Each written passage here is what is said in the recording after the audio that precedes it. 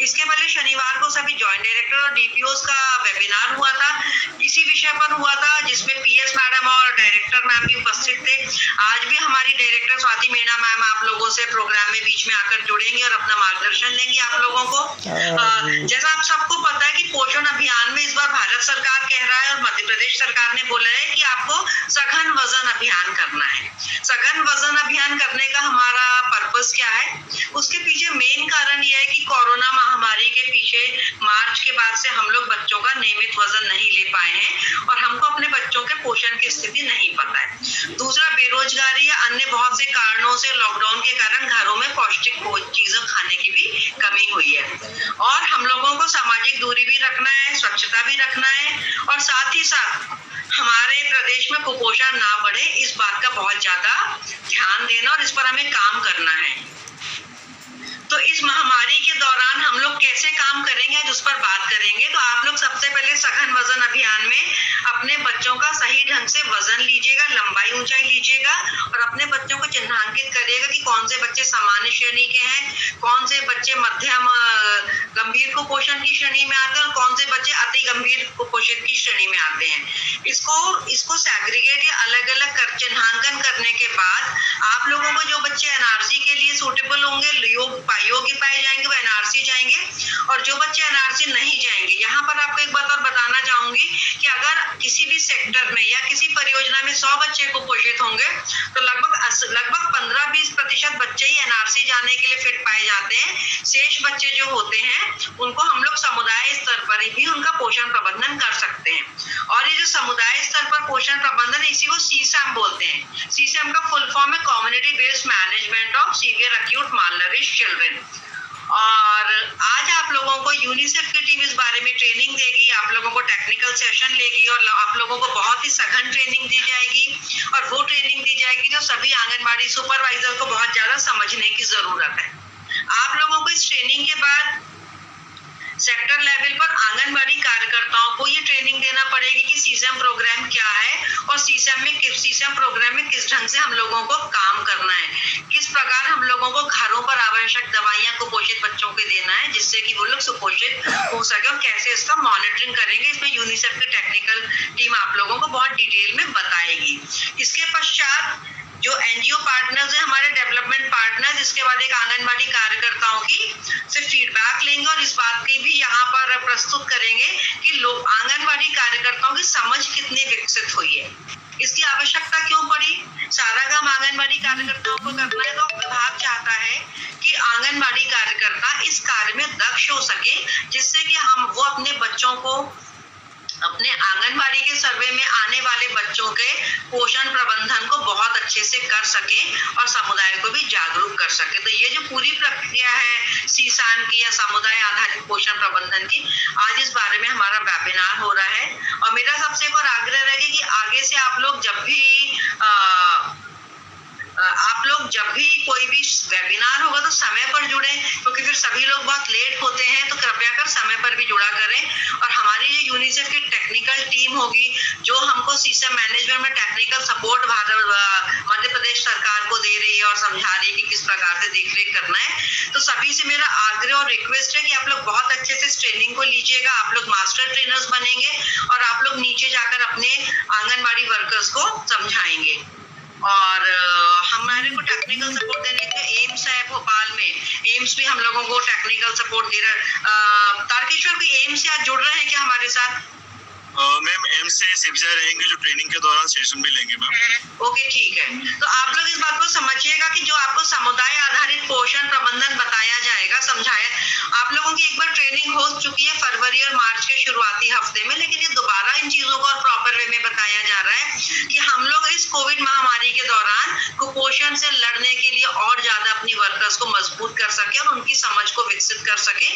तो मेरा रिक्वेस्ट होगा यूनिसेफ की टेक्निकल टीम से कि कृपया कर आप लोग अपना ट्रेनिंग सत्र को शुरू करिएगा और सभी सुपरवाइजर से मेरा रिक्वेस्ट है कि चूंकि आज आप लोगों को मास्टर ट्रेनर बनाने के लिए ट्रेनिंग दी जा रही है, तो आप लोग बहुत अच्छे से ट्रेनिंग लीजिएगा जिससे कि आप लोग इसी अनुक्रम में अपने सुपरवाइजर आंगनबाड़ी वर्कर्स को बहुत अच्छे से समझा सकें। तो सभी सुपरवाइजर्स के लिए आज ये सीसैम पर मास्टर ट्रेनर्स वाला ट्रेनिंग आयोजित हो रहा है। Thank you Tarakeshwar. जैसा कि मैम ने आप सभी को बताया कि हम आज जो ट्रेनिंग करने जा रहे हैं, इस ट्रेनिंग में हम सीसैम के बारे में बात करेंगे। हमारे साथ में जो मास्टर प्रशिक्षक हैं, तो मैं सबसे पहले यूनिसेफ के मैं समीर पवार सर को आमंत्रित करूंगा कि वो थोड़ा सा हमें पूरे ट्रेनिंग का एक होलिस्टिक अप्रोच बता दें, देन हम स्लाइड वाइज ट्रेनिंग स्टार्ट कर लें। समीर सर जी, बहुत बहुत धन्यवाद तारकेश्वर और स्वर्णिमा मैम। मुझे बड़ी खुशी है कि आज हम यहाँ पे पार्टिसिपेंट्स को रोक नहीं पा रहे हैं। वेरी गुड, मतलब 500 के ऊपर पार्टिसिपेंट्स हैं और मीटिंग ग्रुप में भी पार्टिसिपेंट्स हैं। उसके अलावा मैं यूट्यूब पर देख पा रहा हूँ लगभग 7,000 लोग यूट्यूब पर इसे देख रहे हैं अभी टाइम। सो जाहिर सी बात है कि हम सभी सुपरवाइजर्स को आज पहुँच पा रहे हैं और बहुत सारी आंगनबाड़ी कार्यकर्ताओं तक भी शायद पहुँच पा रहे हैं, क्योंकि 7,000 लोग अगर वहाँ मैं सबसे पहले धन्यवाद दूंगा पीएस सर और डायरेक्टर मैडम का, जिन्होंने इसमें बहुत बड़ा नेतृत्व लिया है इस कार्यक्रम को आगे बढ़ाने के लिए, और धन्यवाद दूंगा एम्स की टीम को, जो इसमें टेक्निकल सपोर्ट देने के लिए हमेशा अग्रसर है और सभी हमारे साथी उसमें जुड़े हुए हैं। आज हम community based management of Sam या समुदाय आधारित प्रबंधन, जो सैम बच्चे हैं उनका कैसे करना है उसके बारे में सीखेंगे, लेकिन उसके साथ ही ओवरऑल पोषण को कैसे ठीक करना है या कुपोषण कैसे नहीं होने देना है उसको भी कुछ हद तक टच करेंगे इसमें, ताकि हम दोनों कार्यक्रम में साइड बाय साइड साथ में काम कर सकें कि जो बच्चे सैम है उन्हें जल्द से जल्द ढूंढ पाए और उन्हें ट्रीट कर पाए। उसके अलावा जो बच्चे अभी सैम नहीं है और उन्हें हमेशा हम नॉर्मल में रख पाए ताकि वो कभी सैम ना हो, उसके लिए कुछ प्रिवेंशन का काम भी कर पाए। और इन दोनों का सम्मिश्र तरीके का ये वर्कशॉप आज हम करेंगे 2-3 घंटे में। इसकी एक डिटेल पुस्तिका भी आपको शायद मिल जाएगी और इसके प्रेजेंटेशंस भी आपको मिल जाएंगे, जिसके आधार पर आप अपनी सेक्टर मीटिंग में आंगनबाड़ी कार्यकर्ताओं को मार्गदर्शन कर पाएंगे। उसके अलावा यूट्यूब लिंक हमेशा जीवित रहेगी, जो आप कभी भी उस पर जाकर इसे फिर से देख पाएंगे, ताकि कोई भी कंफ्यूजन हो तो आप उसे दूर कर सकें। इन्हीं शब्दों के साथ मैं आप सभी का अभिनंदन करता हूँ इसमें जुड़ने के लिए।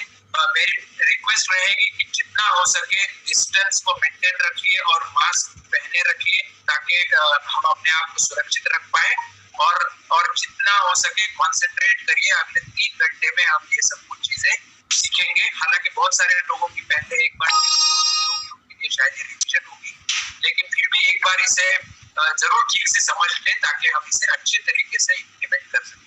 धन्यवाद। Over to you target. Thank you sir. चलिए तो अब हम प्रशिक्षण को शुरू करेंगे। मेरा सभी जितने लोग भी सुन रहे हैं इस प्रशिक्षण को यूट्यूब पे या जूम लिंक से डायरेक्ट, सबसे मेरा रिक्वेस्ट है कि कृपया, मतलब हम आपके पास नहीं है, सामने से नहीं देख सकते हैं, लेकिन खुद से डिसिप्लिन बनाए रखिएगा। इस पूरी ट्रेनिंग की चर्चा को सुनिएगा। जहां आपको लगता है आप नोट कर सकते हैं नोट कीजिए, आपकी स्वेच्छा पर है, लेकिन आपस में चर्चा नहीं कीजिएगा और अन्य कोई काम ना करिएगा, ताकि आप इस ट्रेनिंग की बारीकियों को सीख सकें, समझ सकें। और जैसा कि आप सबको मालूम है, बार बार कहा जा रहा है कि मध्य प्रदेश में अब हमने सैम मैनेजमेंट को सर्वोच्च प्राथमिकता पे रखा हुआ है, और कोशिश है कि जितने भी बच्चे हमारे आसपास में सैम हैं उन सब बच्चों को समुदाय आधारित प्रबंधन या आवश्यकता अगर पड़ती है तो स्वास्थ्य केंद्रों पर भेजकर जल्द से जल्द उन्हें पोषित करना और उनके जीवन को सुरक्षित बनाना हमारी प्राथमिकता है। तो मैं अब प्रशिक्षण को स्टार्ट कर रहा हूँ, स्क्रीन शेयर कर रहा हूँ प्रेजेंटेशन के लिए। आप सभी का उसमें मैं ध्यान चाहूंगा।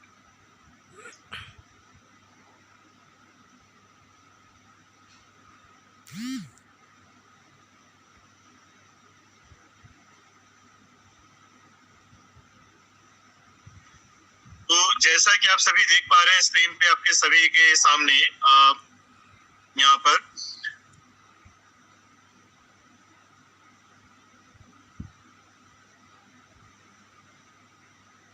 सीसैम कार्यक्रम की हमें आवश्यकता क्यों पड़ी है, ये अभी अगर हमें समझने की जरूरत है। 1 मिनट होल्ड कीजिएगा।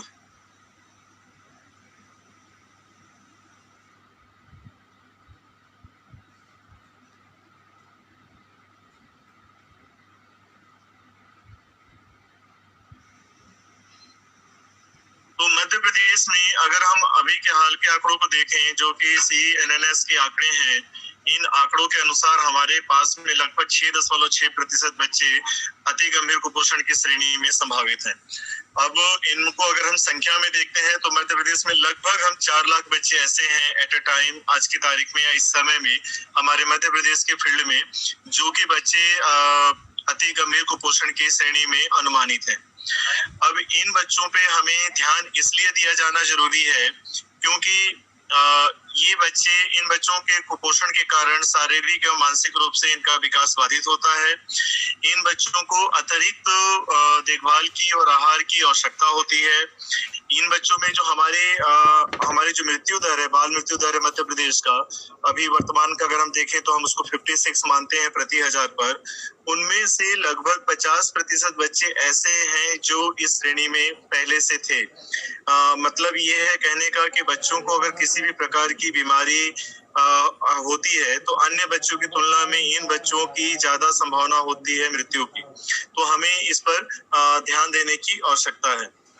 इसी प्रकार CSAM कार्यक्रम में समुदाय की सहभागिता से ग्राम को कुपोषण मुक्त करने के लिए प्रेरित किया जा सकता है। एक बहुत अच्छा माहौल तैयार किया जा सकता है कि समुदाय इसकी भागीदारी करे और सभी बच्चों को, जो बच्चे सैम हैं, उनको सामान्य लाने के लिए प्रयास करे। दूसरा, जो कोविड के कारण हमारी परिस्थितियां बनी हैं, नई परिस्थितियां जो बनी हैं, उनमें विभिन्न जो राष्ट्रीय अंतर्राष्ट्रीय संस्थाओं के सर्वे का एक आकलन है, जिसमें से कि लांसेट एक जानी मानी पत्रिका है विश्व की। उनका ये मानना है कि लगभग 14.3% बच्चों की बढ़ोतरी हो सकती है गंभीर कुपोषण की श्रेणी में। क्योंकि हमारी कई प्रकार की सेवाएं शुरुआती दौर में बिल्कुल बाधित हुई, फिर हमने धीरे धीरे सेवाओं को जारी रखा और अब हम धीरे धीरे बच्चों की स्क्रीनिंग कर पा रहे हैं इसी कोविड की सिचुएशन से निकलते हुए। तो एक हमारे लिए एक चिंता का विषय है। इसी प्रकार से सैम बच्चों का जो मृत्यु से बचाव और कुपोषण के प्रबंधन हेतु समुदाय आधारित प्रबंधन का संचालन किया जाना है, जिस पे हमें फोकस करना है। अब ये कुपोषण क्या है?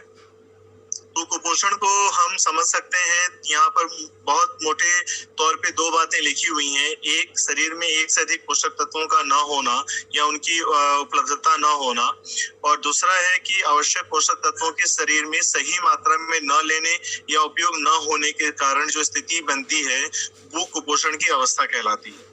अब हम कुपोषण को देखें तो हम 3 तरीके से अभी वर्तमान में फील्ड में कुपोषण को स्क्रीनिंग कर रहे हैं, माप रहे हैं। एक, हम कम वजन के अनुसार, जिसमें हम बच्चों का वजन लेते हैं और उनकी उम्र के अनुपात में देखते हैं कि बच्चे के वजन का क्या स्तर है, जिसको हम कम वजन या अति कम वजन की श्रेणी में रखते हैं। इसी प्रकार से हम बच्चों का उम्र के हिसाब से लंबाई और ऊंचाई लेते हैं कि बच्चे की उम्र अगर इतनी है तो उसकी लंबाई ऊंचाई क्या है, जिसके आधार पर हम उसके ठिंगनेपन या बौनेपन का हम अंदाजा लगा पाते हैं कि बच्चा किस श्रेणी में है। इसी प्रकार हम बच्चे की हर माह लंबाई ऊंचाई ले रहे हैं और उनका वजन भी ले रहे हैं। इन दोनों के अनुपात से मिला करके हम इस बात को देख पाते हैं कि बच्चे में दुबलापन का क्या स्तर है, और यही दुबलापन का स्तर अगर कम है तो हम उसको मध्यम को गंभीर कुपोषित बच्चा कहते हैं, जिसको हम मैम कहते हैं। अगर यही स्तर बहुत ज्यादा है तो हम उसको अति गंभीर कुपोषित बच्चा या सैम बच्चा कहते हैं। तो आप यहाँ एक चित्र में देख पा रहे हैं कि जो कम वजन के बच्चे हैं उनमें आपको दुबलेपन के बच्चे भी और ठिंगनेपन के बच्चे, दोनों तरह के बच्चे आपको मिल सकते हैं। और नीचे जो हमने एक लाइन को बहुत रेड अलर्ट में लिखा हुआ है, इसलिए लिखा है कि आप इस बात की गंभीरता को समझ पाए कि जो बच्चा सैम है उसकी अन्य बच्चों की तुलना में मृत्यु की संभावना 9 गुना ज्यादा है किसी भी बीमारी या संक्रमण के होने से। इसलिए जरूरी है कि हम इन बच्चों की शीघ्र पहचान करें और उनका समुदाय आधारित या आवश्यकता होने पर NRC भेज करके उनका पोषण प्रबंधन सुनिश्चित करें। अब हमारे सैम प्रबंधन के 10 चरण हैं। बहुत मैं इसको शॉर्ट में करूंगा क्योंकि अभी हम एक एक स्टेप को बहुत बारीकी से और विस्तार से भी देखेंगे। पहला चरण है हमारा कि अति गंभीर कुपोषित बच्चों की स्क्रीनिंग करना। स्क्रीनिंग कहाँ करेंगे हम? अपने आंगनवाड़ी केंद्र या हमारे ग्राम आरोग्य केंद्र, जो आंगनवाड़ी ग्राम आरोग्य केंद्र है वो, या फिर हमारी आंगनवाड़ी केंद्र। मुख्य जिम्मेदारी आंगनवाड़ी कार्यकर्ता की होगी, सहायिका की होगी, आशा सहयोगी के रूप में सहयोग कर सकती है इस पे। और ये अब हमें थ्रू आउट द मंथ करना है। कोशिश ये करना है कि हमारे गांव में जब भी टीकाकरण दिवस का जो तारीख तय है, क्योंकि आपके गांव में पहले मंगलवार से लेकर के आखिरी मंगलवार तक, पहले शुक्रवार से लेकर आखिरी शुक्रवार तक किसी भी एक दिन टीकाकरण होना सुनिश्चित होता है। तो आपको ये करना है कि आपके गांव का जब भी टीकाकरण दिवस होना है उसके पहले सारे बच्चों की स्क्रीनिंग कंप्लीट हो जाए, ताकि हमें अंदाजा रहे कि कितने बच्चे सैम हैं और कितने बच्चों को एएनएम के द्वारा स्वास्थ्य परीक्षण करवाया जाना है। फिर दूसरा चरण हमारा चिकित्सकीय आकलन का है, जो हम अपने टीकाकरण दिवस पे या VHSSND पर एएनएम के सहयोग से करेंगे। फिर भूख की जांच करना है, जिन बच्चों में किसी तरह की चिकित्सीय जटिलता नहीं निकली है और बच्चे सैम हैं, उन सभी बच्चों की भूख की जांच होगी, टीकाकरण दिवस पर भी होगी। और अगर लगता है कि बच्चे में किस तरह की चिकित्सीय जटिलता हो रही है, बच्चा आहार नहीं ले रहा है, तो हम दोबारा भी कर सकते हैं। तो ये उसके बाद से भूख की जांच के बाद से हम तय करेंगे कि बच्चे को कहाँ जाना है, पोषण पुनर्वास केंद्र जाना है या एनआरसी पे रहना है, ये भूख की जांच के बाद से तय करेंगे। और ये भी उसके बाद से हम उसके पोषणात्मक उपचार की बात करेंगे कि बच्चे की पोषणात्मक उपचार में उसे कितना उसके वजन के अनुसार उसको THR दिया जाना है 6 माह से लेकर के 5 साल तक के बच्चों को। इसी प्रकार छठवां चरण है हमारा दवाइयों का, कि जो बच्चे एनआरसी नहीं जा रहे हैं उन बच्चों को समुदाय आधारित प्रबंधन की शुरुआत में कुछ आवश्यक दवाएं दी जाएंगी, जिसमें सबसे जो इम्पोर्टेंट दवा है बच्चों को डिवॉर्मिंग करना, एल्बेंडाजोल देना, बच्चों को एमॉक्सिसिलिन की सिरप दी जाएगी। ये सिरप बच्चों को 5 दिन के लिए दी जाएगी, एंटीबायोटिक डोज होगी उनकी, आईफी सिरप उनको दिया जाएगा उनके एनीमिया के स्तर के अनुसार, फोलिक एसिड की टैबलेट 1 टाइम दी जाएगी। अगर विटामिन ए उनको नहीं मिला है शुरुआत पिछले कुछ महीनों में, तो उनको विटामिन ए की सिरप पिलाई जाएगी, मल्टीविटामिन दी जाएगी। तो ये हम आगे विस्तार से इसको भी हम और जानेंगे। फिर स्वास्थ्य पोषण शिक्षा, जो हमें कंटिन्यूअस 12 सप्ताह तक इन बच्चों का साप्ताहिक फॉलोअप होगा, जिसके दौरान और होम विजिट के दौरान हमें इन बच्चों को स्वास्थ्य पोषण शिक्षा भी देनी है। फिर साप्ताहिक फॉलोअप करना है हमें। ये साप्ताहिक फॉलोअप निश्चित करेगा कि आपके गांव में टीकाकरण किस मंगलवार या किस शुक्रवार को होता है। अगर आपके गांव में मंगलवार को टीकाकरण होता है तो आपका साप्ताहिक फॉलोअप हर मंगलवार को होगा। अगर आपके आंगनवाड़ी केंद्र में टीकाकरण शुक्रवार को होता है तो आपके यहाँ पर साप्ताहिक फॉलोअप हर शुक्रवार को होगा। इसी तरीके से फिर हम जब हम 12 सप्ताह पूरा कर रहे होंगे या प्रति सप्ताह जब बच्चों का वजन लेंगे और बच्चे अपने टारगेट वजन पे पहुंच चुके हैं, तो उन्हें हमें कार्यक्रम से डिस्चार्ज करना होगा या 12 सप्ताह पश्चात डिस्चार्ज करना होगा। तो वो हम इसको समझेंगे कि डिस्चार्ज के मापदंड क्या है, और उसके बाद हम 3 महीने लगातार अपने टीकाकरण दिवस में इन बच्चों का फॉलोअप करेंगे, जो हमारा 10वां चरण। तो इस प्रकार हमारे कुल 10 चरण हैं जिसको हम फॉलो करेंगे इस कार्यक्रम को फील्ड में इम्प्लीमेंट करने के लिए और बच्चों के पोषण स्तर के प्रबंधन के लिए। अब हमें कुछ बारीकियों को ध्यान में रखना है। हम अगले चरण पे जाए उसके पहले हम इस चरण पे बात कर लें, थोड़ा बारीकियों बात कर लें कि जब भी हम मासिक वृद्धि निगरानी कर रहे हैं तो हमें सामाजिक दूरी का पूरा ध्यान रखना है, सोशल डिस्टेंसिंग का ध्यान रखना है, हाथ की और उपकरणों की स्वच्छता का ध्यान रखना है। एक दिवस में यहाँ लिखा हुआ है, इसको एक बार में रखेंगे कि आपके आंगनवाड़ी केंद्र पर एक बार में 4 से 5 बच्चे आरोग्य केंद्र आंगनवाड़ी केंद्र पर बुलाएं और उनकी वृद्धि निगरानी करें। उसके पश्चात फिर 4 से 5 बच्चों को बुलाएं। मतलब तात्पर्य ये है कहने का कि आंगनवाड़ी केंद्र पर 4 से 5 से ज्यादा बच्चों को हमें एक बार में एकत्रित नहीं करना है जब तक कि हमें नए दिशा निर्देश नहीं मिलते।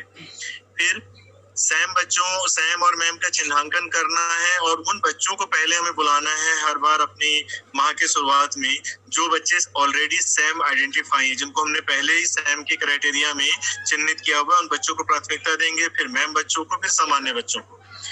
इसी क्रम में आपको 5 साल तक के सभी बच्चों का आपको माप करना है और पलायन से लौटे जो परिवार हैं उन पर विशेष आपको ध्यान देना है, उन परिवारों पर जो भी पलायन से लौटे हुए थे, ताकि हम उन बच्चों की निगरानी सुनिश्चित कर पाएं। अब अगर आप एक जगह पे लोगों को एकत्र कर रहे हैं तो आंगनवाड़ी केंद्र के अंदर या आसपास में उन जगहों को भी चिन्हित कर लें जहां पर कोई भी हमारा हितग्राही अकेले खड़े हो सकता है सोशल डिस्टेंसिंग को मेंटेन करते हैं।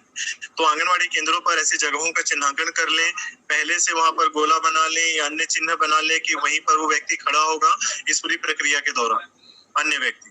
फिर और जहां पर भी हम कर रहे हैं शहरी क्षेत्र में या ग्रामीण क्षेत्र में 2 मीटर की जो दूरी है या 2 गज की जो दूरी है उसको हमें सुनिश्चित करना है। और हर बार अपने जो उपकरण हैं उनको साबुन पानी से या फिर सैनिटाइजर से पोंछना है। धोना तो संभव नहीं होगा तो उन्हें हम हर बार साबुन पानी या सैनिटाइजर से पोंछेंगे। हर हितग्राही का उपयोग करने के पश्चात मास्क स्वयं पहनेंगे हमारे कार्यकर्ता हैं, पर्यवेक्षक, और उनके उसके अलावा जो हितग्राही आ रहे हैं उनको भी हमें मास्क पहनने के लिए प्रेरित करना है या मुंह ढक के रखने के लिए प्रेरित करना है, जिससे संक्रमण की संभावनाओं को हम कम कर सकें। ये आप सभी आंगनवाड़ी केंद्रों पर आप सबको मिल चुका है। सभी आंगनवाड़ी केंद्रों तक ये पहुंचाया गया था माह फरवरी और मार्च के दौरान में। इसका उपयोग करके हमें बच्चों का जब हम लंबाई ऊंचाई ले लेते हैं, वजन ले लेते हैं, तो हम कैसे पहचानेंगे उन बच्चों को कि बच्चा सैम है या मैम है या सामान्य है। तो ये हमारे सामने वो चार्ट है जिसमें बीच में सफेद रंग में बच्चों की ऊंचाई लिखी हुई है, बच्चों की ऊंचाई और लंबाई लिखी हुई है। और जब बच्चा लंबाई या ऊंचाई के अनुसार लाल रंग वाले वजन की श्रेणी से कम में आता है, अगर लिखा है कि 10 किलो 800 ग्राम से कम है, अगर 95 सेंटीमीटर का बच्चा, तो वो बच्चा सैम होगा। इसी तरीके से पीले रंग में जो वजन का एक रेंज लिखा हुआ है तो बच्चा मैम होगा। अगर हरे रंग में जो लिखा है वजन की जानकारी, तो उससे ज्यादा वजन है बच्चे का, तो बच्चा सामान्य कैटेगरी में आएगा।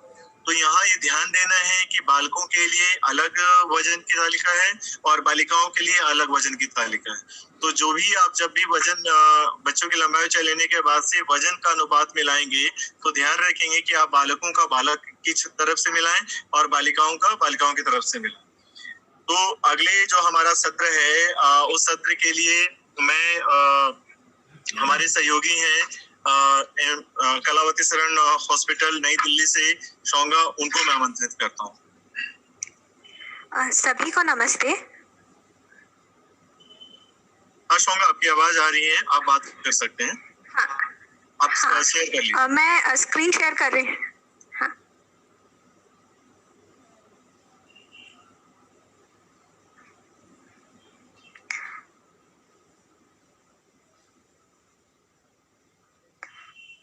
स्क्रीन सभी को दिखाई दे रहा है? हाँ, स्क्रीन आ रही है। yes. ओके, अच्छा। तो अभी तक जैसे तारकेश्वर जी ने बताया कि पहला चरण है जो बहुत महत्वपूर्ण है कि बच्चों का पहचान करना, कौन सा सैम बच्चा है, कौन सा बच्चा सामान्य श्रेणी में है और कौन सा मध्यम गंभीर कुपोषण में है। सैम बच्चों का चिन्हांकन समय पर करना बहुत जरूरी है क्योंकि इनमें मृत्यु की खतरा ज्यादा होता है। तो हम इनको समय पर अगर पहचान कर लेंगे तो हम इन्हें समय पर उपचार दे सकते हैं, चाहे वो आंगनबाड़ी केंद्र में CSAM कार्यक्रम के द्वारा हो या NRC में उनको भर्ती करके। ठीक है, तो सबसे पहला क्या है कि आंगनवाड़ी कार्यकर्ता द्वारा ये पहचान की जाएगी परिवार के सहयोग के साथ। और कहाँ पर होना है? ये आंगनवाड़ी केंद्र पर होगा। पर गांव में छोटे छोटे टोले भी होते हैं, तो उन टोले के बच्चों को ना छोड़ा जाए, उनको भी, उन बच्चों का भी स्क्रीनिंग की जाए। प्रत्येक महीना ये स्क्रीनिंग करना है। और कैसे करना है? ईडिमा का जांच करना है और वजन करना है, लंबाई या ऊंचाई लेना है और उस लंबाई या ऊंचाई के अनुसार जो वजन है उसका ये जो Z-स्कोर चार्ट है उसका उपयोग करके हमें पोषण स्थिति का निर्धारण करना है। तो सबसे पहले आते हैं कि ईडिमा का जांच कैसे करना है। ईडिमा का जांच करने से पहले आंगनवाड़ी कार्यकर्ता अपना हाथ और बच्चे के दोनों पैरों को अवश्य सैनिटाइज कर ले। अपने अंगूठे से बच्चे के दोनों पैरों के पंजे के ऊपरी सतह को 3 सेकंड तक दबाए। 3 सेकंड ऐसे गिन सकते हैं: 1001, 1002, 1003। अंगूठों को उठाने के बाद अगर दोनों पैरों के ऊपरी सतह पर गड्ढे पड़ जाते हैं तो बच्चे को ईडिमा है, जैसा आप तस्वीर में देख सकते हैं। दोनों पैरों में सूजन है या ईडिमा है, इसका मतलब है बच्चा अति गंभीर कुपोषित है। उसका वजन, लंबाई, ऊंचाई, ग्रेडिंग जो भी हो, अगर बच्चे के दोनों पैरों में सूजन या इडिमा है तो बच्चा अति गंभीर कुपोषित है। इस बात को अवश्य ध्यान में रखें। और जांच का परिणाम जो भी है, अगर बच्चे के दोनों पैरों में गड्ढे पड़ते हैं, इडिमा है, तो हाँ लिखें। अगर दोनों पैरों में गड्ढे नहीं पड़ते हैं तो जांच का परिणाम में ना लिखें और इसको तुरंत रजिस्टर में रिकॉर्ड करें। अब आते हैं कि वजन लेना है। तो आप देख सकते हैं कि साइड में जो फोटो है वहां पर दिख रहा है कि आंगनवाड़ी कार्यकर्ता बच्चे का वजन ले रही है, जहां पर हमने सॉल्टर स्केल का उपयोग किया हुआ है। पर अभी कोरोना काल में हम लोग क्या करेंगे, सॉल्टर स्केल के उपयोग को के बदले में हम लोग जो एडल्ट वजन मशीन है उसको प्राथमिकता देंगे। तो बच्चों को आंगनवाड़ी केंद्र प्रवेश करने से पहले 20 सेकंड तक साबुन और पानी से अवश्य हाथ धुलाना है या सैनिटाइज करवाना है। फिर एडल्ट वजन मशीन का उपयोग को प्राथमिकता देना है। प्रत्येक हितग्राही के वजन के पहले और वजन के बाद वजन मशीन को अवश्य सैनिटाइज करना है। वजन मशीन को समतल जगह पर रखना है। वजन मशीन शुरू करने के बाद उसे 0 पर लाना है। जैसा आप तस्वीर में देख सकते हैं कि रीडिंग की जो जगह है वो 0 पर है। वजन करने के समय ध्यान रखना है कि बच्चा कम से कम कपड़ा पहना हुआ है। जहां तक संभव है बच्चे के खाना खाने के 1 घंटा बाद वजन लेना है। वजन और अगर बच्चे को जब आप वजन मशीन पर वजन करने के लिए रख रहे हैं तो उसको कहिए कि वो बीच में खड़ा हो जाए और जैसे ही वो स्थिर हो जाए उसकी वजन को रिकॉर्ड कर ले। और अगर बच्चा बहुत छोटा है या खुद से खड़ा नहीं हो सकता है तो माँ या देखभालकर्ता के साथ उसका वजन ले और बाद में माँ का वजन उस वजन से घटाकर बच्चे का वजन को रजिस्टर में तुरंत रिकॉर्ड कर ले। जैसे यहाँ पर लिखा हुआ है, माँ के साथ बच्चे का वजन 45 किलो था, माँ का वजन था 38.5 किलोग्राम और बच्चे का वजन तो 6.5 किलो। अब हम आते हैं कि लंबाई ऊंचाई लेना है। लंबाई ऊंचाई लेने से पहले कुछ महत्वपूर्ण चीजों का ध्यान रखना है, क्योंकि ये कोरोना काल है तो इसलिए उपयोग करने से पहले इन्फेंटोमीटर या स्टेडियोमीटर को अवश्य सैनिटाइज करें। लंबाई ऊंचाई लेते समय किसी और एक व्यक्ति की मदद की जरूरत होती है, तो इसीलिए उस समय आप सहायिका का या साथ में आए हुए बच्चे की माँ या देखभालकर्ता का मदद ले सकते हैं। और इन्फेंटोमीटर को समतल जगह पर रखना है। यदि बच्चा 2 साल से छोटा है या खड़ा नहीं हो सकता है तो इन्फेंटोमीटर का उपयोग करें। यदि बच्चा 2 साल से बड़ा है तो स्टेडियोमीटर का उपयोग करके उसका ऊंचाई ले। अब हम आते हैं, देखेंगे कि क्या क्या करना है। लंबाई ऊंचाई लेते समय एक चीज का ध्यान रखिए कि बच्चे के सिर पे अगर कोई क्लिप है, चोटी बना हुआ है, जूड़ा बना हुआ है तो उसके लिए वो सब निकाल दे। बच्चा मोजे पहने हुए हैं, जूते पहने हुए हैं, उसको भी निकाल दे। और फिर हम देखेंगे कि सिर को हेडबोर्ड में सटा के रखना है। सर की पिछला भाग, कंधे, कूल्हे, पिंडलियां और एड़ी को जो स्टेडियोमीटर या इन्फेंटोमीटर है उसके साथ सटा होना चाहिए। दृष्टि की रेखा जो है वो समानांतर होना चाहिए या समकोण बनाती हुई होना चाहिए। तो इसके बारे में हम लोग थोड़ा और विस्तार में बात करेंगे। तो पहले आते हैं कि लंबाई कैसे लेना है। जैसे मैंने कहा था कि एक व्यक्ति की मदद लेना चाहिए, तो उस व्यक्ति या तो सहायिका हो सकती है या माँ या देखभालकर्ता हो सकती है। उनको हेडबोर्ड के पीछे खड़ा होना चाहिए या घुटने के बल बैठ जाना चाहिए।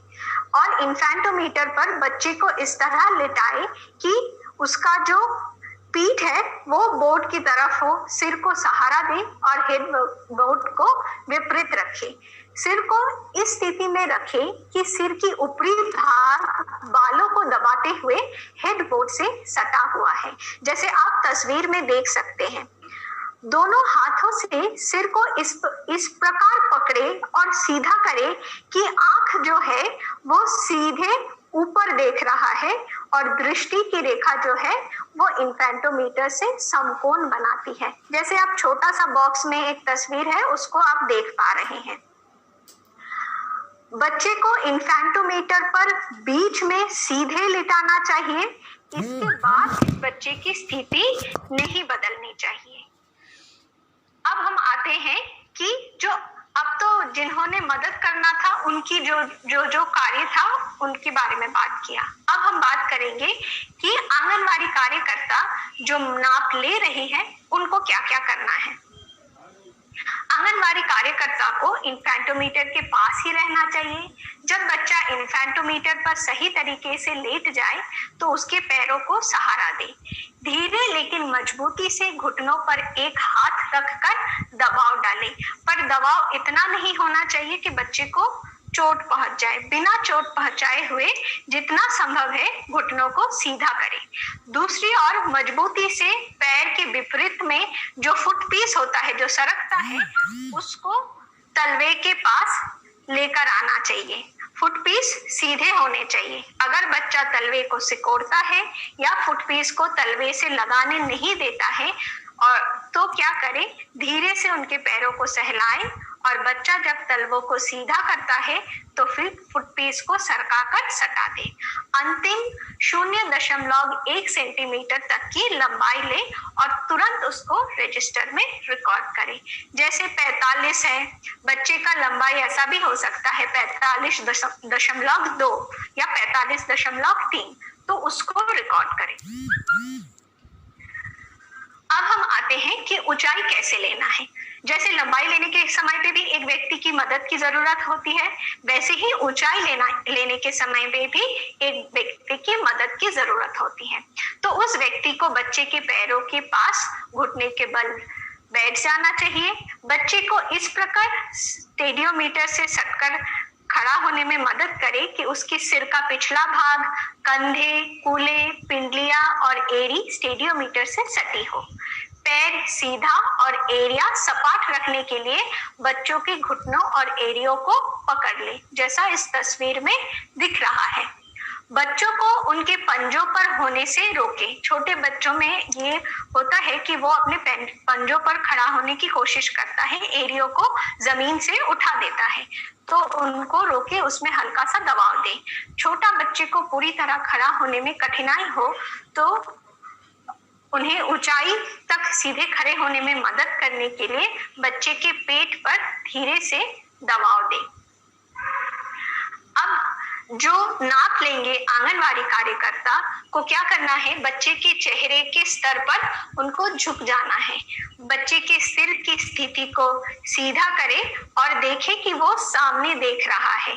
दृष्टि की रेखा जो होगी वो स्टेडियोमीटर के आधार पर समानांतर होगा।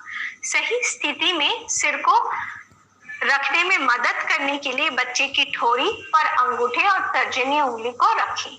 दूसरे हाथ से हेडबोर्ड को ऐसे नीचे खींचे कि बच्चे की सिर के ऊपरी सतह पर बालों को दबाते हुए वो सट जाए, जैसे आप तस्वीर में देख सकते हैं। और अंतिम 0.1 सेंटीमीटर तक की ऊंचाई को नापे और उसे तुरंत रजिस्टर में रिकॉर्ड कर लें। अब आते हैं कि हमने देख लिया इडिमा का कैसे जांच करना है, वजन लेते समय किन चीजों पर ध्यान देना है, लंबाई ऊंचाई कैसे लेना है। अब इस चार्ट का उपयोग करके हम लोग बच्चे की लंबाई ऊंचाई के अनुसार उसका वजन का श्रेणी जो है उसको हम लोग निर्धारण करेंगे। तो कैसे करना है, तो सबसे पहले एक चीज का ध्यान रखिए कि अगर बच्चा 2 साल से छोटा है तो हमने उसका लंबाई लिया है, तो लंबाई की चार्ट का उपयोग करें। देखिए हरे में गोला लगाया हुआ है, लंबाई के चार्ट का उपयोग करें। अगर बच्चा 2 साल या उससे अधिक उम्र का है तो ऊंचाई की चार्ट का उपयोग करें। और आप बीच में देख सकते हैं लंबाई या ऊंचाई में लिखा हुआ जो संख्या है वो पूर्ण संख्या है, जैसे 45, 46 ऐसे करके हैं। तो अगर हम बात कर रहे हैं कि लंबाई ऊंचाई लेना है, आपने बच्चे का लंबाई या ऊंचाई लिया है 45.2, तो आप यहाँ पर देखेंगे, है ना, 45 को 45 में देखेंगे, 45 45.1 से लेके 45.4 तक को भी आप 45 वाला लाइन में ही देखेंगे, और 45.5 से लेके 45.9 तक को आप अगले वाला लाइन यानी कि 46 वाला लाइन में देखेंगे। ऐसे ही ऊंचाई के लिए भी ये एप्लीकेबल है। अब हम आते हैं कि हम इस चार्ट को देखेंगे, कैसे देखेंगे, थोड़ा सा इसके बारे में समझते हैं। मान लेते हैं कि एक बालक है जिसका 8 महीना आयु है और उसका 52.1 सेंटीमीटर उसका लंबाई है और उसका वजन है 2 किलो 700 ग्राम। तो हम कहाँ पर देखेंगे? देखिए ऊपर में जो चार्ट है, पहला वाला चार्ट, उसमें 52 पर एक नीला वाला बॉक्स बनाया हुआ है। उस लाइन पे हम लोग देखेंगे, बालक की तरफ देखेंगे, बालक जो है वो उस तरफ देखेंगे तो हमें दिखेगा कि बच्चे का वजन कितना है, 2 किलो 700 ग्राम। तो वो लाल वाला लाइन पे जो वजन लिखा हुआ है 2 किलो 900 ग्राम से कम है, तो उस बच्चे का पोषण स्तर क्या है? वो बच्चा अति गंभीर कुपोषित है, यानी वो बच्चा सैम है। और उसका टारगेट वजन कैसे निकालना होता है? टारगेट वजन के उपयोग के बारे में आप लोग आगे पढ़ेंगे, बस मैं यहाँ पर समझा रही हूँ कि उस बच्चे का टारगेट वजन हम क्या कहेंगे। उसी लाइन पर हम सीधा चलेंगे और हरा वाला कॉलम में उसके बराबर जो वजन लिखा हुआ है, जैसे देखिए 52 के बराबर बालक की तरफ देखेंगे तो सफेद एक बॉक्स बना हुआ है जिसपे लिखा हुआ है 3 किलो 200 या अधिक, तो उस बच्चे का टारगेट वजन होगा 3 किलो 200 ग्राम। अब हम आते हैं और एक उदाहरण पे। मान लेते हैं कि एक बालक है और उसका 6 महीना है आयु और उसका 48 सेंटीमीटर उसका लंबाई है और उसका वजन है 2 किलो 800 ग्राम।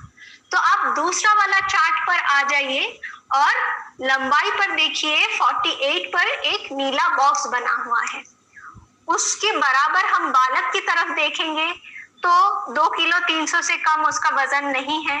आगे बढ़ेंगे 2 किलो 500 से कम और 2 किलो 300 तक नहीं है, तो हम उससे भी आगे बढ़ जाएंगे और हरा वाला लाइन पर आके देखेंगे कि 2 किलो 500 या अधिक लिखा हुआ है, तो उस बच्चे का वजन है 2 किलो 800 यानी कि 2.5 किलो से ज्यादा, तो उस बच्चे का पोषण स्तर है सामान्य, नॉर्मल है वो बच्चा।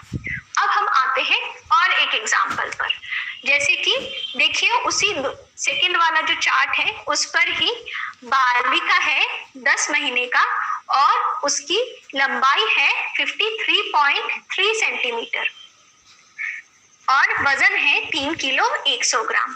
तो जैसे मैंने पहले कहा था कि 0.1 से लेके 0.4 तक हम उसी पूर्ण संख्या को देखेंगे और 0.5 से लेके 0.9 तक हम उसके आगे वाले लाइन पर चले जाएंगे।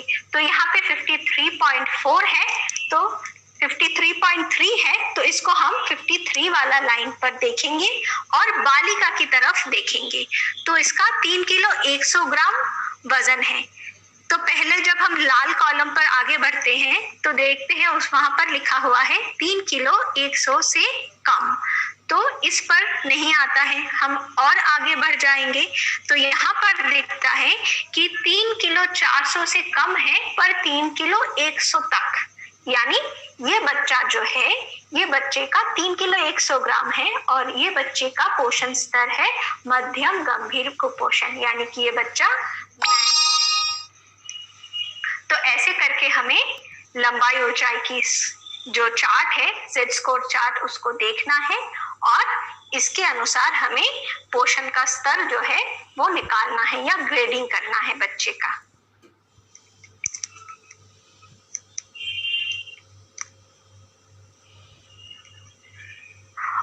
Over to you Tarkeshwar ji.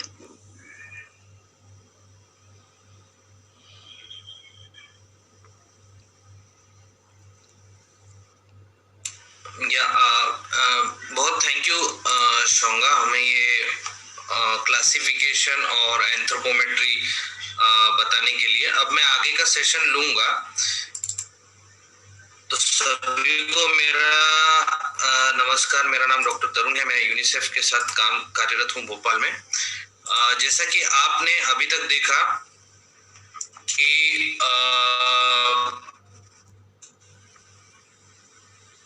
Screening कैसे की जाए, स्क्रीनिंग कैसे करना है हमें कोविड के दौरान। उसके बाद जो भी हमें सैम बच्चे चिन्हित होंगे, उन सैम बच्चों को हमें आगे के कार्यक्रम में कैसे एनरोल करना है या उन्हें कैसे आगे हम ट्रीटमेंट देंगे इस सीसैम कार्यक्रम में, उसके बारे में मैं आपको बताऊंगा। तो जैसा पहला चरण आपने जो स्क्रीनिंग का देखा, उसके बाद दूसरा चरण ये है कि जब भी आपको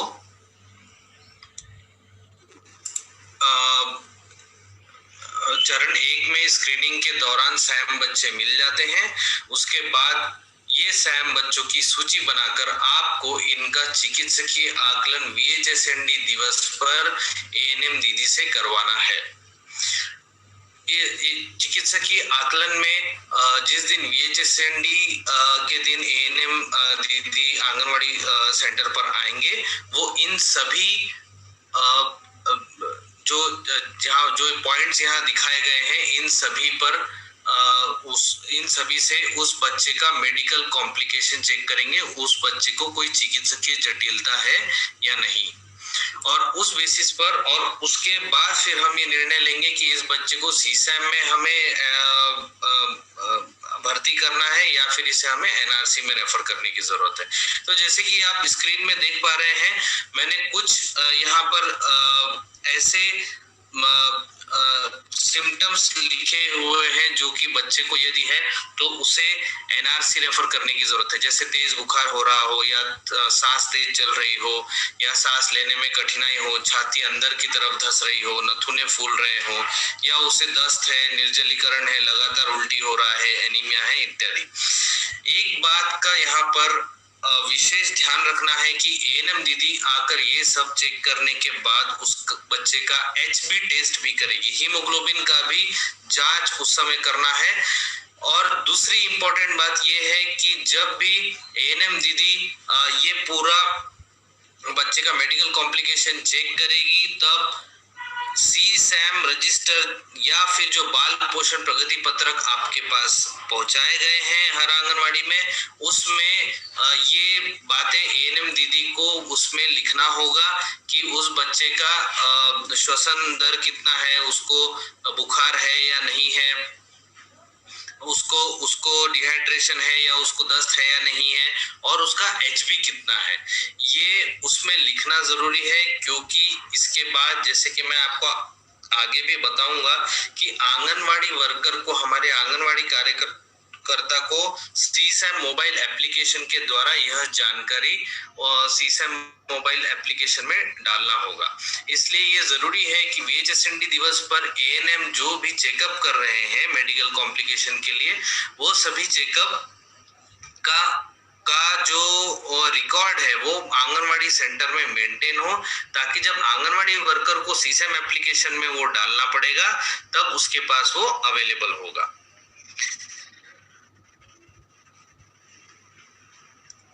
उसके बाद मैं आगे चलता हूं। दूसरी बात ये है कि ANM जब भी VHSND के दिवस पर मेडिकल कॉम्प्लिकेशन या चिकित्सकीय जटिलता की जांच करेगी, उसी समय में उसे चिन्हित सैम बच्चे, जो चिन्हित सैम बच्चे आंगनवाड़ी वर्कर द्वारा निकाले गए हैं, उनको उनकी लंबाई ऊंचाई की पुष्टि भी करना है और इडिमा की जांच भी करना है। यदि वो आंगनवाड़ी कार्यकर्ता से मिस हो गया हो, या उसे समझ में नहीं आ रहा हो, या उसे कंफ्यूजन हो रहा हो, तो ANM उसे जांच करके कंफर्म करेगी। ANM उसे जांच करके पक्का करेगी, सुनिश्चित करेगी कि ये सैम बच्चा है और इसके पैरों में गड्ढे पड़ने वाली सूजन है या नहीं है। तो जैसे कि आप अभी देख पा रहे हैं सामने, इसमें लिखा हुआ है कि यदि सैम बच्चा चिकित्सकीय जटिलता सैम बच्चे को चिकित्सकीय जटिलता है, दोनों पैरों में गड्ढे पड़ने वाली सूजन है, या एपेटाइट टेस्ट भूख की कमी है। मैं भूख की जांच के बारे में इसके बाद बात करूंगा। ये तीनों यदि संभावनाएं हैं, ये तीनों यदि वहां पर सुनिश्चित होता है एएनएम और आंगनवाड़ी कार्यकर्ता के द्वारा VHSND दिवस पर, तो उस बच्चे को पोषण पुनर्वास केंद्र में भर्ती करना है, उस पोषण पुनर्वास केंद्र में रेफर करना है। परंतु ये सभी को हमें याद रखना होगा कि पोषण पुनर्वास केंद्र में रेफर करने के पहले उसे CSAM में नामांकित करने के उपरांत रेफर करना है। मतलब उसका रिकॉर्ड कर लिया जाए, उसका जो भी एडमिशन डिटेल्स है वो लिखा जाए और फिर उसको NRC में रेफर किया जाए। ये इसलिए क्योंकि जब बच्चा पोषण पुनर्वास केंद्र से 15 दिन का उपचार लेकर के वापस आएगा, तब उसे CSAM में एडमिट करके उसे बचा हुआ 12 हफ्ते का ट्रीटमेंट दिया जाएगा। मेरी बात सबको समझ में आ रही है?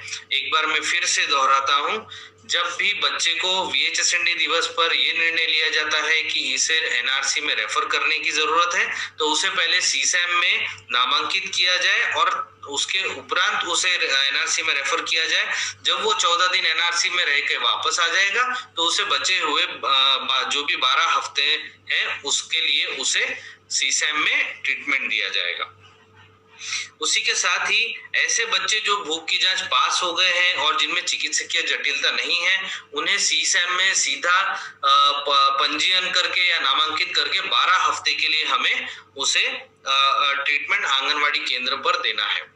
ऐसे ही NRC से उपरांत जो भी NRC से डिस्चार्ज हुए जो भी बच्चे हैं, यदि वो पहले CSAM में नहीं आ पाए हैं और सीधा NRC रेफर हो गए, यदि NRC के बाद डिस्चार्ज के बाद यदि वो समुदाय में आते हैं, तो उन्हें भी CSAM कार्यक्रम में पंजीयन करके 12 हफ्ते का हमें ट्रीटमेंट देना है। भूख की जांच के बारे में मैं यहाँ पर थोड़ा प्रकाश डालना चाहूंगा कि भूख की जांच जब भी पास हो तो उस बच्चे को सीधा आप CSAM में नामांकित कर ले और 12 हफ्ते का ट्रीटमेंट शुरू कर दें, उपचार शुरू कर दे। यदि वो एपेटाइट टेस्ट में, जिसको भूख की जांच कहा जाता है, भूख की जांच में फेल हो जाता है, तो उसे सीधा NRC को रेफर कर दे। हाँ, यहाँ पर मैं फिर से बताना चाहूंगा, जैसे मैंने पहले बताया, NRC रेफर करने के टाइम CSAM में उसका नामांकन किया जाए, NRC से वापस आने के बाद उसे CSAM का जो 12 हफ्ते का उपचार है उसमें कंटिन्यू किया जाए, उसमें जारी रखा जाए। भूख की जांच करने के दौरान कुछ बातों का ध्यान दिया जाना जरूरी है, जैसे कि भूख की जांच हलवा पैकेट से करना है हमें, और क्योंकि सभी बच्चे हलवा थोड़ा अच्छे से खाते हैं, सभी से हमें ये भी फीडबैक मिला था कि हलवे के पैकेट से भूख की जांच की जाए, जिससे कि बच्चा अच्छे से खाए। एक बात का ध्यान देना आवश्यक है कि 2 घंटे के पूर्व बच्चे ने कुछ खाया ना हो। भूख की जांच जब भी आप कर रहे हैं, भूख की जांच करने के समय बच्चे को माँ के गोदी में एक शांत जगह पर आंगनवाड़ी में बिठाया जाए, जहां पर बहुत ज्यादा शोर ना हो, और उसे साथ में साफ पानी भी पीने के लिए दें। बच्चे को जबरदस्ती से बिल्कुल नहीं खिलाना है और 1 घंटे तक धैर्यपूर्वक प्रयास करना है। यदि बच्चा उत्सुकता से खाता है तो उसे भूख की जांच में पास बोला जाएगा। तो उसकी उत्सुकता देखना जरूरी है कि किस उत्सुकता से बच्चा खा रहा है। दूसरी में और एक बात यहाँ पर ध्यान देने योग्य है कि यदि बच्चे का लगातार 3 सप्ताह स्थिर वजन है या किसी भी लगातार 2 सप्ताह में उसके वजन में गिरावट हो रही है, तो उसका फिर से एक बार भूख की जांच करके देखना चाहिए कि इसमें कोई मेडिकल कॉम्प्लिकेशन या चिकित्सकीय जटिलता तो नहीं फिर से उजागर हो गई है, और ऐसे समय में हम ये सोच सकते हैं कि इस बच्चे को बीच में ही NRC रेफर करने की जरूरत है या नहीं है। ये भूख की जांच करना VHSND के दिवस पर करना इसलिए भी जरूरी है क्योंकि एएनएम और आंगनवाड़ी कार्यकर्ता दोनों साथ में मिलकर ये निर्णय ले सकते हैं कि इस बच्चे को एनआरसी में भेजना है या सीसैम में एनरोल करके आगे 12 हफ्ते का उपचार देना है। इसी के साथ जो भी बच्चा सीसैम में भर्ती होगा उसे कुछ नामांकन किया जाएगा, उसे कुछ एक भर्ती का प्रकार लिखा जाएगा जो आपको बाल पोषण प्रगति पत्रक में लिखना है। तो वो भर्ती के प्रकार क्या होंगे ये यहाँ मैं आपको शॉर्ट में थोड़ा समझाना चाहूंगा। जैसे कि नया भर्ती, जो भी बच्चा सीसैम कार्य में प्रथम बार भर्ती किया जा रहा है उसे आप नया भर्ती बोलेंगे।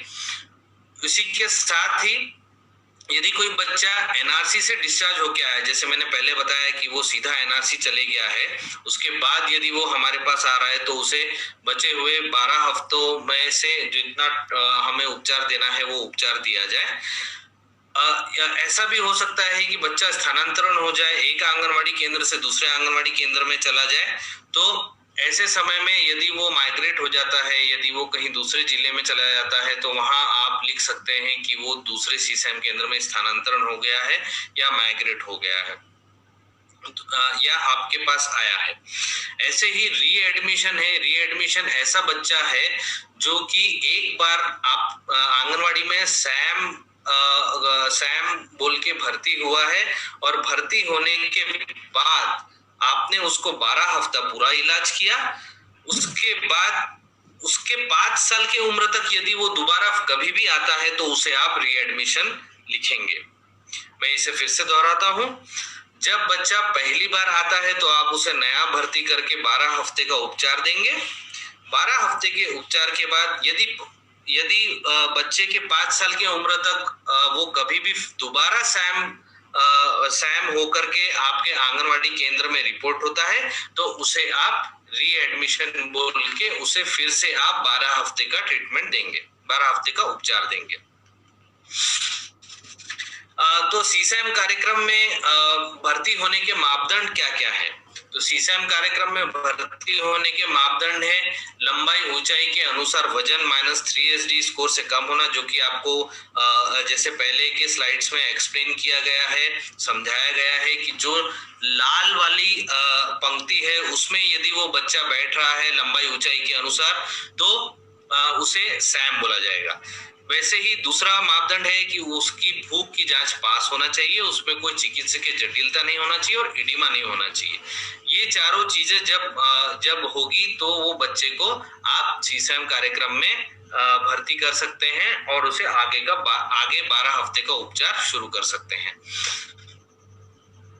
अब इसमें कुछ 2-3 बातें ध्यान रखने की जरूरत ये है कि जब भी हम बच्चे को सीसैम केंद्र में नामांकन करके एनआरसी रेफर कर रहे हैं तो उसे जब भी वो एनआरसी से वापस आएगा तो उसे सीसैम में बचे हुए हफ्तों का उपचार जारी रखा जाएगा। ऐसा नहीं कि एक बार हमने उसको एनआरसी भेज दिया और वो एनआरसी से वापस आ गया तो हम उसे सीसैम में नहीं रखेंगे, ऐसा नहीं है। जब भी हम उस बच्चे को एनआरसी भेज रहे हैं तो एक तो सीसैम कार्यक्रम में मुझे लग रहा है कि कुछ प्रोजेक्ट ऑफिस में हम आपस में चर्चा कर रहे हैं प्रशिक्षण के दौरान भी। आईसीडीएस पलेरा कृपया ट्रेनिंग पर ध्यान दें, आपस में किसी तरह की चर्चा ना करें। आपसे पहले भी रिक्वेस्ट किया है इस बात को सर, प्लीज सर। जिनके भी प्रश्न होंगे वो कृपया चैट बॉक्स में लिखें, इन्हें अंत में लिया जाएगा, अभी कृपया आपस में चर्चा ना करें। तो जैसे मैं बता रहा था कि एनआरसी और सीसैम में लिंकेज होना जरूरी है। जब भी आप एनआरसी भेज रहे हैं तो उसे सीसैम में नामांकित करके भेजें और जब वो एनआरसी से वापस आ रहा है तो उसे बचे हुए सीसैम में जो भी बचे हुए 12 हफ्तों में से हफ्ते बचेंगे उसका उपचार जारी रखना है, क्योंकि ये एक पूरा एक कंटिन्यूम ऑफ केयर है। हम सैम बच्चे को अपने रडार से बाहर नहीं जाने देना चाहते और एनआरसी भी एक सैम ट्रीटमेंट का एक प्रकार से जरिया है, तो ये दोनों के बीच में लिंक काफी जरूरी है। एनआरसी में जब बच्चा जाता है तो उसका मेडिकल कॉम्प्लिकेशन जो है वो सेटल होता है, जो भी उसकी चिकित्सकीय जटिलताएं हैं वो ठीक होती है, लेकिन वो बच्चा नॉर्मल कैटेगरी में 15 दिन में एनआरसी में रह के नहीं आता है। इसलिए जब भी एनआरसी से वापस बच्चा आए तो उसे सीसैम में हमें जो उपचार है 12 हफ्तों का वो कंटिन्यू करना है, जारी रखना है। ऐसे ही यदि बीच में भी 12 हफ्तों में यदि ऐसा लग रहा है आंगनवाड़ी कार्यकर्ता को या आशा को कि बच्चे में चिकित्सकीय जटिलता हो गई है या चिकित्सकीय जटिलता बीच में आ गई है, तो बीच में भी 12 हफ्तों के बीच में भी कभी भी एनआरसी में रेफर किया जा सकता है आंगनवाड़ी कार्यकर्ता और आशा के द्वारा। इसी तरीके से आशा द्वारा जो म्यूएक्स से चिन्हित सैम बच्चे हैं, उन सभी बच्चों का भी चिकित्सकीय आकलन एएनएम द्वारा VHSND दिवस पर किया जाएगा। यदि वो चिकित्सकीय जटिलताओं से मुक्त हैं एवं भूख की जांच पास है तो उसे भी सीसैम में भर्ती किया जाएगा। यहाँ पर मैं कुछ ऐसे कंडीशंस बताना चाहूंगा या ऐसे कुछ परिस्थितियां बताना चाहूंगा कि सीसैम से एनआरसी बच्चे को कब रेफर किया जाए। तो चौथा हमारा चरण ये है कि हमें भूख की जांच करने के बाद ये निर्णय लेना है कि बच्चे को सीसैम में भर्ती करके 12 हफ्ते का उपचार किया जाए या पहले एनआरसी रेफर किया जाए। तो सीसैम कार्यक्रम से एनआरसी रेफर करने के मापदंड इस प्रकार से होंगे कि यदि कभी भी बच्चा भूख के आकलन में फेल हुआ हो, चिकित्सकीय जटिलता विकसित हो गई हो या दोनों पैरों में गड्ढे पड़ने वाली सूजन विकसित हो गई हो या लगातार 3 सप्ताह में वजन उसका स्थिर हो, वजन ही नहीं बढ़ रहा है। ये बहुत ध्यान देने योग्य बात है, क्योंकि हम 12 हफ्ते तक बहुत सघन रूप से बच्चे का वजन हर हफ्ते में निगरानी कर रहे हैं। यदि 3 हफ्ते में भी अगर उस बच्चे का थोड़ा भी वजन नहीं बढ़ रहा है तो हमें ये चिंता करने की जरूरत है कि कहीं पर कुछ गड़बड़ है, और उसे यदि आप नहीं समझ पा रहे तो उसे जरूर एनआरसी रेफर करें। हमें ये 12 हफ्ते में बहुत ही एक्टिवली इस बात पर ध्यान देना है, बहुत सक्रिय रूप से इस बात पर ध्यान देना है कि बच्चे का वजन बढ़ रहा है या नहीं बढ़ रहा है। यदि नहीं बढ़ रहा है तो उसे एनआरसी रेफर किया जाए। जैसे कि किसी भी 2 साप्ताहिक फॉलोअप में लगातार ये बच्चे का यदि वजन भी घट रहा है तो उसे एनआरसी रेफर करना है।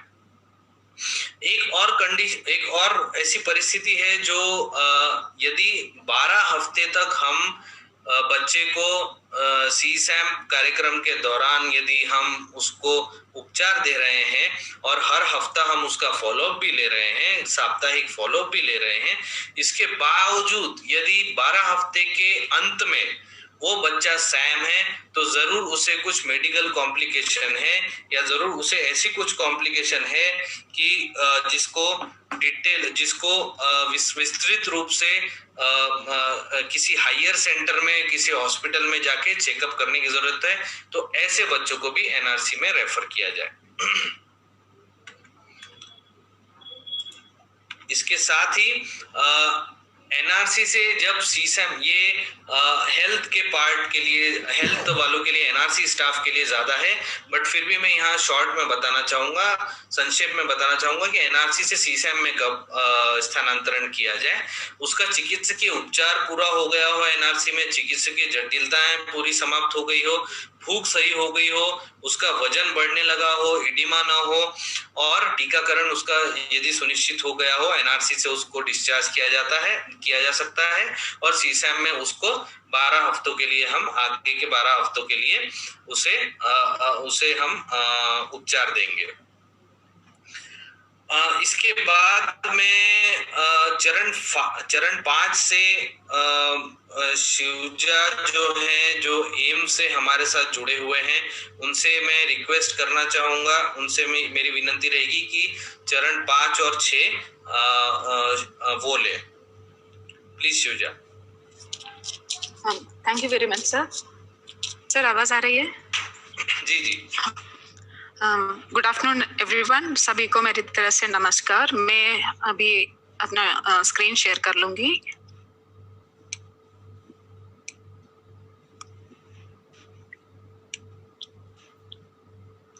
Sir is it visible?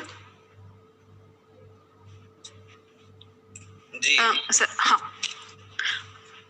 ठीक है, अभी हमसे मिस शोंका और डॉक्टर तरुण जी ने अभी अच्छे से हमें समझाया है कि हम सीसम बच्चे का एंथ्रोपोमेट्री कैसा लेना है और कैसा निश्चय करना है कि बच्चे को हम एनआरसी रेफर करेंगे या सीसम प्रोग्राम ही रखेंगे। अभी ऐसा समझ लो कि हमारे पास एक बच्चा आ गया है, हमने ये भी निश्चय किया है कि बच्चे को हम सीसम प्रोग्राम में ही रखेंगे। अभी उसके बाद हमें क्या करना है उसके ऊपर मैं कुछ बात करना चाहूंगी। इधर हमें सबको पता है कि हम बच्चों को मोस्टली 2 चीजें करना है। हमारे आंगनवाड़ी की तरफ से 2 तरह का सेवाएं प्रदान करना है। एक चीज ये है कि हमें बच्चे को अतिरिक्त THR देना है और दूसरा चीज ये है कि हमें बच्चों को थोड़ी सी दवाइयां पिलाना है और हमें उसका कंटिन्यूअस निगरानी भी करना है।